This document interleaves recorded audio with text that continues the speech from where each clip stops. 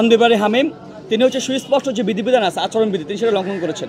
তিনি সেখানে হচ্ছে ওই যে ৩০ জন মেম্বার নিয়ে তিনি সেখানে গেছেন, মুহুর্মুর করে তারা দিয়ে আতঙ্কিত পরিবেশ তৈরি করেছেন। একই সাথে তিনি সেটা হচ্ছে স্লোগানদের মধ্য দিয়ে তিনি সুস্পষ্ট যে আচরণবিধি আছেন তিনি সেটাকে বৃদ্ধাঙ্গুলি দেখিয়ে ওই যে তিনি যে মিছিল দিয়েছেন, মুহুর্মুর তালি দিয়েছেন, স্লোগান দিয়েছেন, বিকৃত স্লোগান দিয়েছেন, সেগুলো নিজস্ব অ্যাকাউন্টে তিনি প্রচার করেছেন।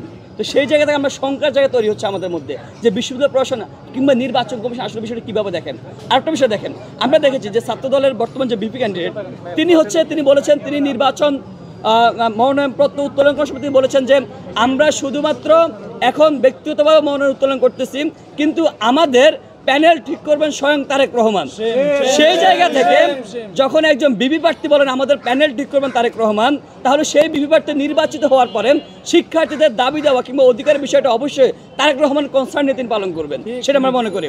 তো এই জায়গায় আপনি যেটা বলছেন যে নির্বাচনী পরিবেশ সুষ্ঠু আছে কিনা, আমরা যখন দেখি আচরণবিধি লঙ্ঘন করতেছেন, একই সাথে নিজে বৃদ্ধাঙ্গুলি দেখে সেটা প্রচার করতেছেন, বিশ্ববিদ্যালয় প্রশাসন নির্বাচন কমিশন নির্লিপ্ত ভূমিকা পালন করতেছেন, সেই জায়গায় আমাদের শঙ্কার জায়গায় তৈরি হয়। যে আরেকটা বিষয় দেখেন, আমরা দেখেছি একটা দল আপনার মনোনয়নপত্র উত্তোলন করতে পারেন নাই, কারোর সাথে আলাপ আলোচনা করে আউট অফ নো হেয়ার বিশ্ববিদ্যালয় প্রশাসন নির্বাচন কমিশন তিনি কী করেছেন, একদিন সময় বাড়িয়ে দিয়েছেন। আমরা দেখেছি বঙ্গমাতা হলে যখন সময় পার হয়ে যাওয়ার পরে মনোনয়ন উত্তোলন করতে গেছেন, সাধারণ শিক্ষার্থীদের বাধার সম্মুখীন হয়েছেন, কিন্তু ওই বাধাকে ছাত্রদল সম্বোধন করে মব বলে সম্বোধন করেছেন।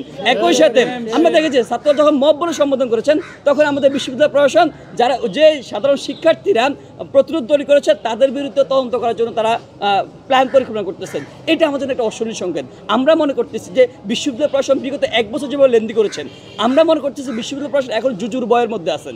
সেই জায়গায় সেই জুজুর বয়টা সেটা আমাদের আশঙ্কার জায়গা। আরেকটা বিষয় আপনি যেটা বলছেন, দেখেন যে অনলাইনে নানান রকমের প্রোপাগান্ডা চালানো হয়, এই অনলাইনের জায়গাটা আমাদের শঙ্কার জায়গা। আপনি দেখেন ব্যক্তিগত একটা অ্যাসিনেট করা হয়, বিশ্ববিদ্যালয়ের একটা শিক্ষার্থী সংসদ নামে 2টো গ্রুপ আছে, সেই গ্রুপগুলোতে আমরা দেখছি বট আইডি দিয়ে কীভাবে হচ্ছে গিয়ে মানে কি নির্বাচনের পরিবেশ যদি অস্থিতিশীল করার জন্য যে পায়তারা করা হয় সেটা অনলাইন কেন্দ্রিক বেশি হয়। সেই বিষয়ে আমরা বারবার করে কনসার্ন জানিয়ে আসতেছি।